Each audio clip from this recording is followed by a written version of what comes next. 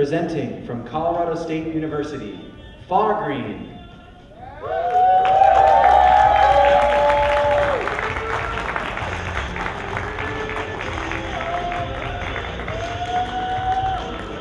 Your new judges.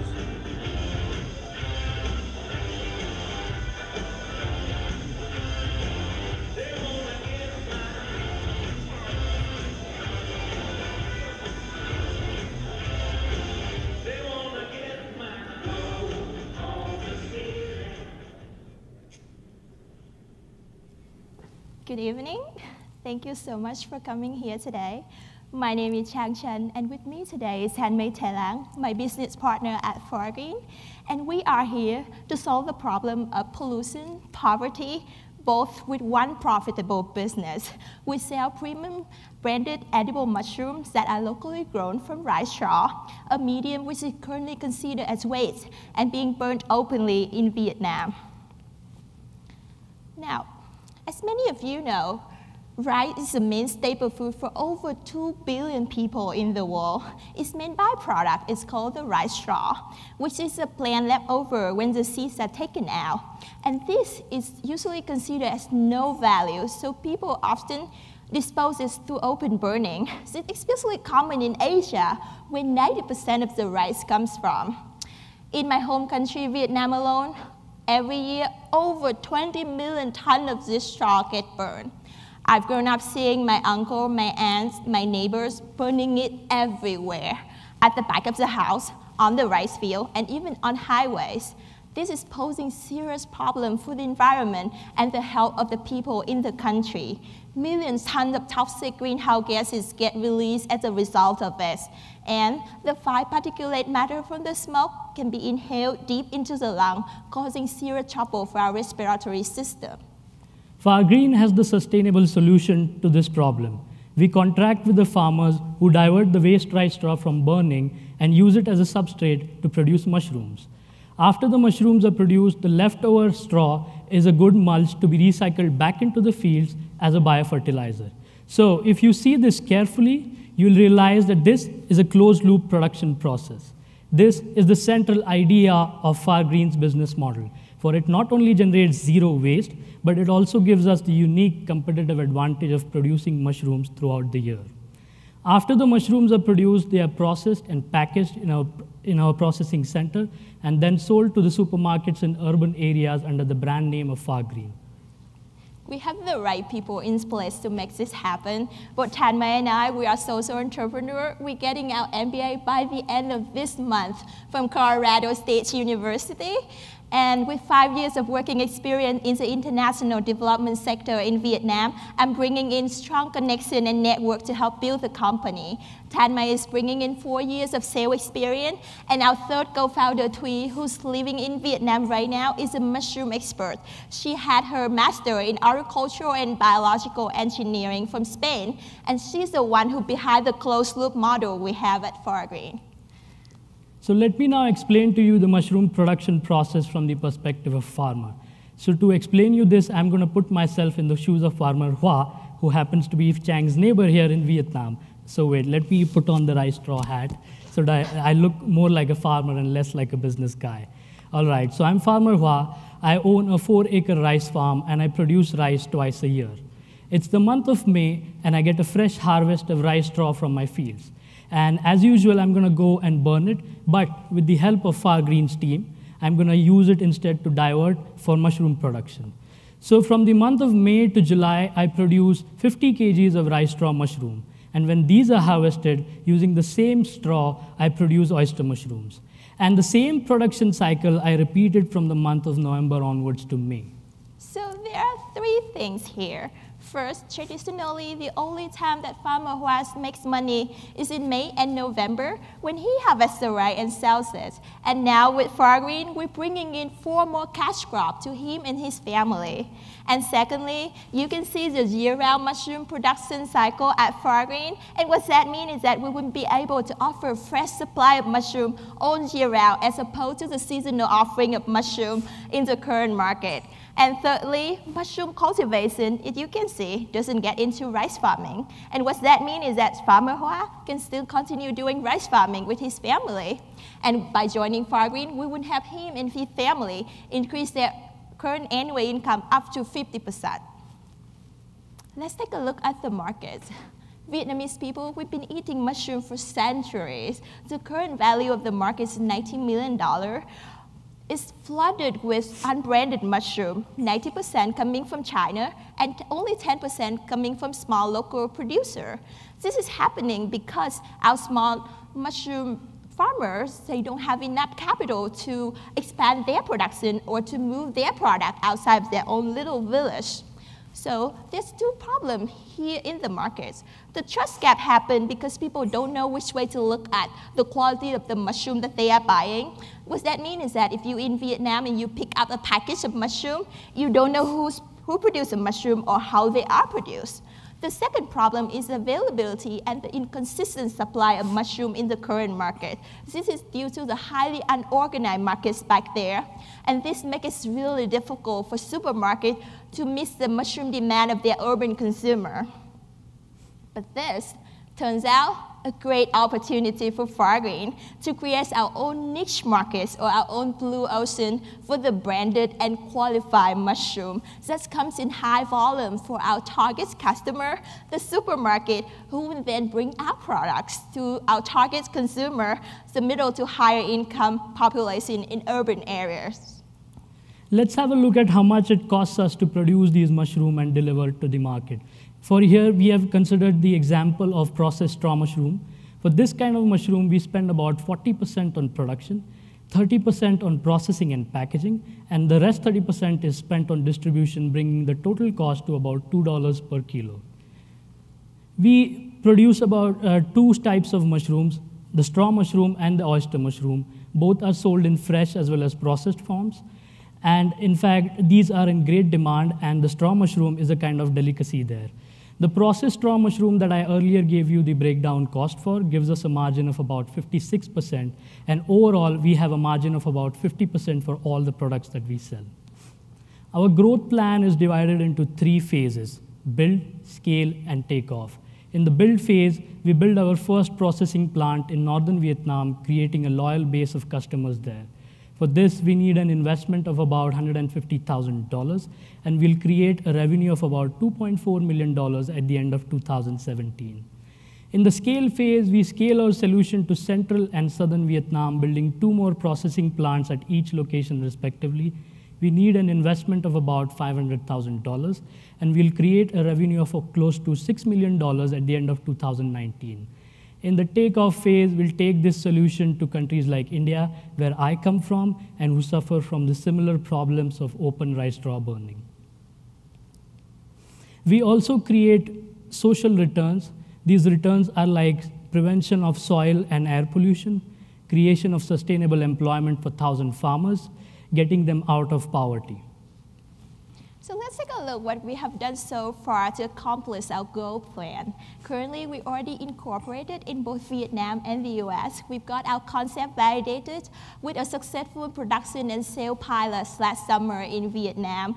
And we found out that retail consumers are willing to pay 20 to 30% premium to get our locally grown, high-quality, trusted mushroom over other alternatives in the market. And in fact, we're having a list of customers, including individual and restaurants, who are committed to buy our product. And what's more, we're already on our way to be fully funded for our first phase. We were able to raise up close to $40,000 by winning business plan competitions and fellowship. And we are currently a finalist in a 90-grand fellowship just for social entrepreneurs. And we are aiming at the $20,000 from Blue Ocean Challenge to help us reach our first capital goal of $150,000. So this is the case of Fargreen. We need your help to build a great business which leaves a legacy of a better planet for our future generations to come.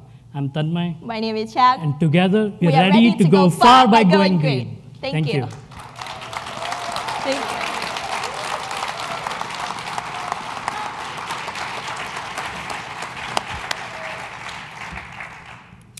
Great job. Thank you. Couple quick questions. One of the things that wasn't addressed is how are these mushrooms currently produced? And why is the rice straw a better substrate? Are you getting more efficiencies, or just cover that for a little bit? Yeah, so the rice straw is a waste for these farmers, and it is currently being burnt in Vietnam. That's the problem that we are trying to address. And the question answering how these mushrooms are produced, so it's a decentralized production model where we contract with the small farmers, we lease a greenhouse for them, and they produce the mushrooms in that greenhouse for us, and we purchase it from them. And this, to your point, is that actually there are a number of ways to grow mushroom. So that's why and the rice straw, growing mushroom and rice straw is just one of the medium that they're using. You can use even chemicals. That's the rumor going around with the Chinese products, and that's why like people are scared of them.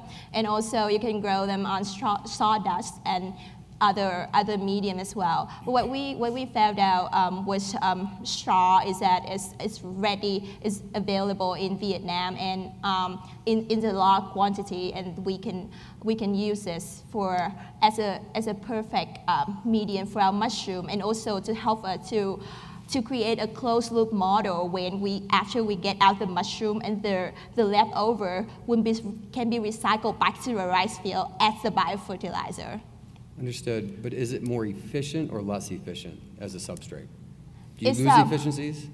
It depends on which type of mushroom that you produce. So we are producing the straw mushroom, which is a kind of delicacy in Vietnam, and that has to be grown on the rice straw.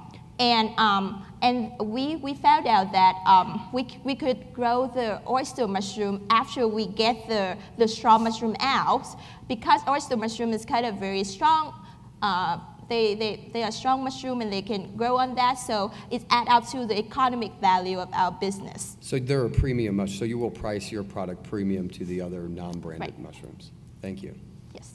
So I'm a little confused about the farmer. You show a compelling statistic that their income can go from $1,200 to $1,800.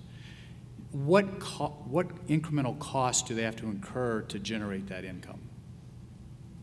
So the cost that going to the farmer get into is that we provide them with the mushroom seed or the spawn, and also the greenhouse that helps them to grow mushroom, and also the mushroom that we sell is that in urban markets to the middle to higher income population, which we get the premium price out of that. So that's how when they put out their effort and their labor in growing mushroom with us, that's when they can grow their incomes. Okay, but so they have no incremental cost to do this? No. Okay. How much does it cost you to set up the greenhouse and distribution? So each greenhouse we estimate is costs us about $500 per greenhouse, which is like that could process the straw we get from the 4-acre farm, which is the average farm size in Vietnam. And distribution? And I'm sorry. I mean, you're distributing to supermarkets in Vietnam, correct? It's in the urban areas. So the thing in the urban areas. So the thing about Vietnam is that everything is very close together. We are like really small country. We're like 1/3 of Texas or only, but we're having 90 million people. So it's unlike here you having the farm so separate from the city, but there we can get from the farm to the city just in 1 hour or so. Gotcha. Yeah. So did this all start with just trying to solve the rice straw issue? Yeah. And so what other products did you look at, or what were some of the other opportunities that you evaluated and dismissed? So there is, you could use this to generate biofuels, but it's a kind of a technology-heavy business, and it's still in the phase of development. It needs a lot of research and heavy investment. So that option was out. The other option was to use this as a compost. But then we realized that if we grow mushrooms, the byproduct itself is a compost. And we don't need to unnecessarily spend on it separately. So the aim was to solve this problem of air pollution because of rice straw burning. And then we saw what kind of solutions exist, and this was the best part we could choose. Yeah, and the thing is that, we have the vision for the company. So you see that we have the very flexible business model when we have the mushroom, of course, and also the biofertilizer. So this is a strategy here. So we allow the farmer to use a biofertilizer so that we can test how effective is a biofertilizer. So later on, we can get it into our production and refine it and sell back to them, and then gradually help them to graduate from the regular farming to organic farming, so that we would be able to offer a bigger variety of produce to the market. So that the way that we're going in. How'd you identify the mushroom growing expert? I'm sorry. How did you locate the mushroom growing expert, the woman on your team that can grow mushrooms? Yes. So so my friend Tui back home, she's actually from a farming community, and our pilots in the summer actually we did in our own farm. So in in the model that we want to franchise to individual farmers, so we grow it in our own backyard. It's the same size that we do, and then we kind of try to refine the process right now so that we can teach the farmer, and then we can replicate the procedure at their house. So is the plan to build a plant and produce the mushrooms yourself, or to enable the farmer to produce the mushrooms? So we are going to build greenhouses, small kinds, that will enable the farmers to produce mushrooms inside it. And what we are going to do is we are going to build a processing plant which can slice, clean, cut, and also dry and salt these mushrooms. So that's what we are going to do. We have saved the cost of building a huge production plant where we would have needed to divert all the straw that is available from the farms to our center and produce the mushrooms there. So that's the kind of capital cost we have avoided by having a decentralized production model. And do the greenhouses require any power or water that the farmer needs access to? Yes, and then we have that available in Vietnam, yeah.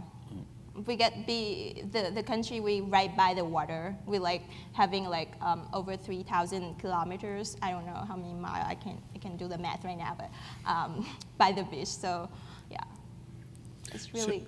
So what sort of returns does the business generate? The way you think about as a potential investor, a payback to get your money. How do you view the return on asset or return on equity? What's sort of your expectation there? So what we're going to do is we are almost through to the first phase of funding needed. That's about $150,000. We're going to prove this model works for about 2 years and then take it step by step onwards from there. Yeah, so when we get the cash positive in the 3rd year, and that when we will welcome all sort of option of investment. So, so that is kind of far off, and we wouldn't be able to, we wouldn't talk about that in after 2 years. Okay. What about labor to produce the mushrooms for the farmer? Will they provide the labor, or do they have the capital to hire additional labor to be able to produce the mushrooms? So the farmer has a family of an average size of 5, and this is not a really labor-intensive process as compared to the rice farming. This is done on the sides, and all you need to do is water it once or twice a day, and your job is done. Yeah. So it's just similar to gardening processes that we do in our house. On Shark Tank, they always bring some product to taste. Great job, guys. Thank you, sir. Thank you.